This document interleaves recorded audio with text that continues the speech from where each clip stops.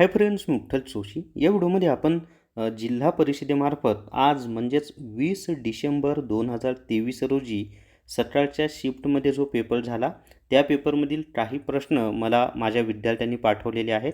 तर त्या प्रश्नांची उत्तरं आपण पाहूयात. तसंच नेमका पॅटर्न काय होता ती सुद्धा माहिती आपण पाहूयात. सर्वप्रथम ज्या विद्यार्थ्याने मला ही माहिती दिलेली आहे त्या विद्यार्थ्याचा मी अतिशय आभारी आहे, मनापासून आभारी आहे.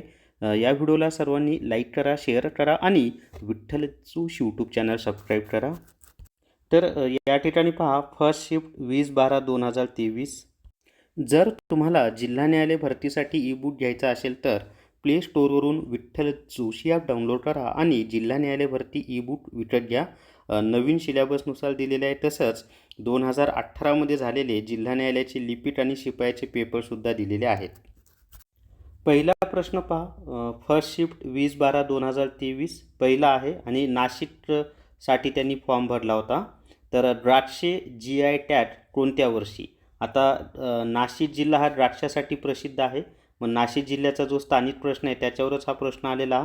तर नाशिकमध्ये जी द्राक्षे आहेत त्यांना GI टॅग कोणत्या वर्षी मिळालेला आहे? तर तो 2010-18मध्ये नाशिकच्या द्राक्षांना GI टॅग मिळालेला आहे, नामांकन मिळालेलं आहे. महाराष्ट्र आणि याच्यामध्ये लक्षात ठेवा, GI टॅगचं जे मुख्यालय आहे ना ते चेन्नई, तामिळनाडूमधील चेन्नई या ठिकाणी आहे आणि सर्वात जास्त GI टॅग मिळालेलं राज्य तामिळनाडूच आहे. महाराष्ट्राचे राज्यपाल कोण होते? आता हे ऑप्शननुसार उत्तर द्यावं लागेल आणि पण राज्यपालावर प्रश्न विचारले जात आहेत बरं का, काल पण विचारले होते. त्र्यंबकेश्वर ज्योतिर्लिंग कोणत्या जिल्ह्यात आहे?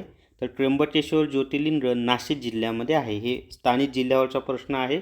भारतीय पॅरा युनिव्हर्सिटी शुभंकर, हे युनिव्हर्सिटी नाही आहे, तर 2023मध्ये पॅरा खेलो इंडिया स्पर्धा सर्वप्रथम होत आहेत. म्हणजे पहिल्यांदाच पॅरा खेलो इंडिया स्पर्धा होत आहेत त्या 2023मध्ये दिल्ली या ठिकाणी. तर त्याचा शुभंकर आहे उज्ज्वला, हा त्याचा शुभंकर आहे. तर हा जो उज्ज्वला आहे हे कोणतं पक्षी आहे का प्राणी आहे असा तो प्रश्न आहे. तो उज्ज्वला हे काय माहीत आहे का? चिमणी आहे.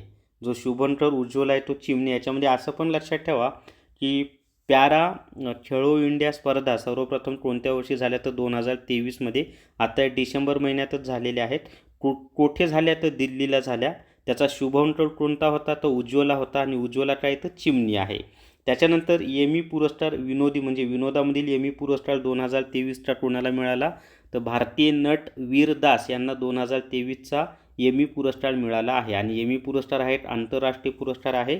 राजाजी अभयारण्य कोणत्या राज्यात आहे? तर राजाजी अभयारण्य हे उत्तराखंड या राज्यामध्ये आहे. त्याच्यानंतर योजनेवर 4 ते 5 प्रश्न होते असं त्यांनी दिलेलं आहे. आता इंग्लिशमध्ये पहा, इंग्लिशमध्ये करेक्ट स्पेलिंग 3 ते 4 प्रश्न विचारले होते करेक्ट स्पेलिंगवर. त्याच्यानंतर हे झालं करेक्ट स्पेलिंग 3 ते 4 प्रश्न. पॅसेजवर 8 प्रश्न होते. एररवर 3 ते 4 प्रश्न होते. वर्ड स्वॅपिंगवर 4 क्वेश्चन होते. इंग्लिश मीडियम टू हार्ड होतं असं त्यांचं मत आहे. ज्यांनी मला हे प्रश्न पाठवले ना त्यांचं मत आहे की इंग्लिश मीडियम टू हार्ड होतं. आता मराठीमध्ये पहा, वाक्यांचा क्रम लावा. 1 2 3 4 5 6 कोणतं 6 असे 6 प्रश्न होते वाक्यांचा क्रम लावायचे. शुद्ध शब्द ओळखा 3 ते 4 प्रश्न होते. विरुद्धार्थी शब्द 3 प्रश्न. फर्स्ट एररवर 4 प्रश्न होते. निश्चित अनेकवचन असलेला शब्द 3 ते 4 प्रश्न. मराठी इझी टू मीडियम होतं असं त्यांनी सांगितलेलं आहे. आता मॅथ्समध्ये पहा, दिशावर 2 प्रश्न होते. भूमितीवर 1 प्रश्न होता. वार आणि वारवर 3 प्रश्न होते. त्याच्यानंतर पुरुष महिला कामावर प्रश्न होता. वयवारीवर 1 प्रश्न होता. फ्लोर बॉक्सवर 4 प्रश्न होते. फ्लोर बॉक्स म्हणजे मजले दिलेले असतात, कोणकोणत्या मजल्यावर राहतो असं. 4 ते 5 प्रश्न. सिम्प्लिफिकेशनवर 2 प्रश्न होते म्हणजे पदावली. रॉंग नंबर सिरीज 2 म्हणजे चुकीचा पर्याय ओळखा असे 2 होते आणि मॅथ हे मीडियम स्वरूपाचं होतं. स्मार्ट स्टडी पब्लिकेशन नांदेड यांनी लेटेस्ट TCS 71 प्रश्नपत्रिका संच हे पुस्तक प्रसिद्ध केलेलं आहे.